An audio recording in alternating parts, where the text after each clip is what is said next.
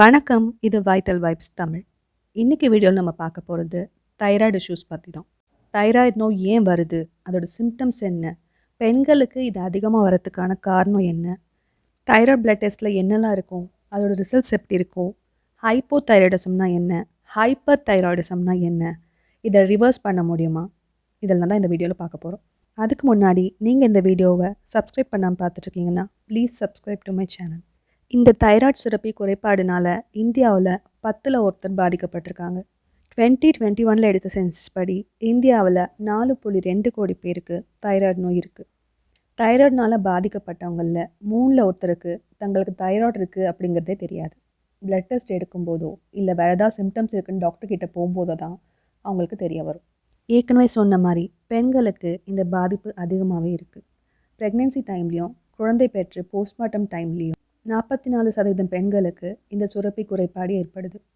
Thyroid அப்படின்னா என்ன? Thyroid அப்படிங்கிறது மனிதர்களோட கழுத்தில் இருக்கும் பட்டாம்பூச்சி மாதிரியான வடிவில் இருக்கிற ஒரு சுரப்பி. மூளை, இதயம், தசைகள் மற்றும் பிற உறுப்புகள் சரியாக இயங்குவதற்கான தேவையான ஹார்மோன்களை இந்த தைராய்டு சுரப்பி வெளியிடுது. உடம்பு தனக்கு கிடைக்கிற எனர்ஜியை யூஸ் பண்ணிக்கவும் உடம்பை கதகதப்பாக வச்சுக்கவும் இந்த சுரப்பி யூஸ் ஆகுது. சிம்பிளாக சொல்லணுன்னா இது மனித உடலுக்கு ஒரு பேட்டரி மாதிரி. ஒருவேளை இந்த சுரப்பி ஹார்மோன்களை குறைவாகவோ கூடுதலாகவோ சுரந்துச்சுன்னா அதுதான் தைராய்டு குறைபாடு அப்படின்னு சொல்கிறோம். மனித உடலுக்கு தேவையான அளவு ஹார்மோன், அதாவது தைராய்டு ஹார்மோன் சுரக்கலை அப்படின்னா வர பிரச்சனை தான் ஹைப்போதைராய்டிசம், அதாவது பேட்டரி குறைஞ்சிருச்சு. இதனால யூஸ்வலாக இருக்க எனர்ஜியை விட நம்மளோட எனர்ஜி குறைவாக தோணும். ஸோ இவங்க சீக்கிரமாகவே டயர்டாயிடுவாங்க.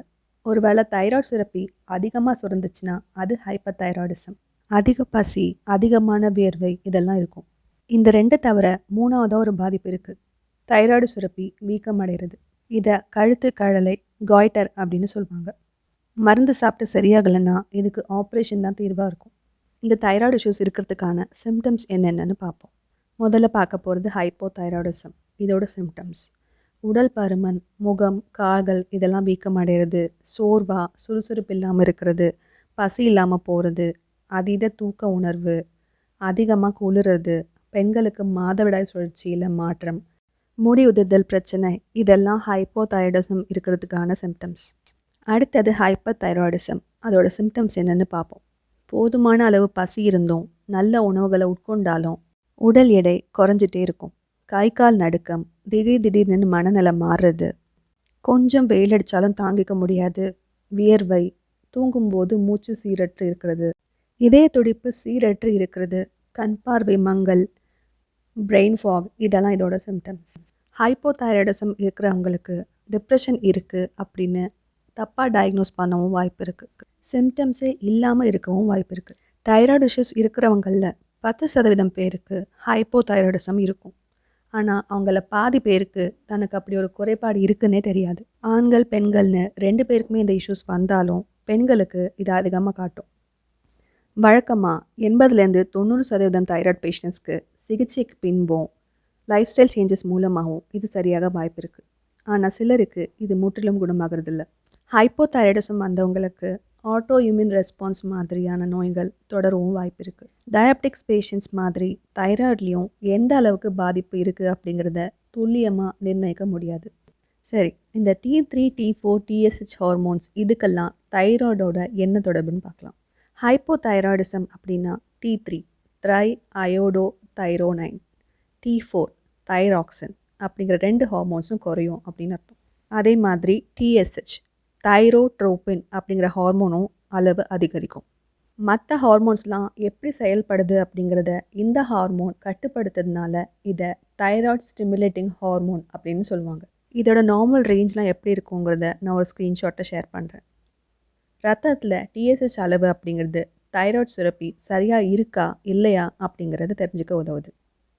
ஆனால் குழந்தைங்க, பெரியவங்க, கர்ப்பிணி பெண்கள் அப்படின்னு ஆளுக்கு ஏற்ற மாதிரி இந்த அளவுகள் மாறுபடும். குடும்பத்தில் யாருக்காவது தைராய்டு குறைபாடு இருந்துச்சுன்னா அவங்களோட குழந்தைங்களுக்கும் அந்த பாதிப்பு ஏற்பட வாய்ப்பு இருக்குது. குழந்தைங்களுக்கு பிறந்த உடனே கூட இந்த தைராய்டு ஹார்மோன் டெஸ்ட் எடுப்பாங்க. இதை கண்டுபிடிக்காமல் விட்டால் மூளை வளர்ச்சியில் பாதிப்பு ஏற்படலாம். அவங்களோட IQ, அதாவது அறிவாற்றல் குறையும்.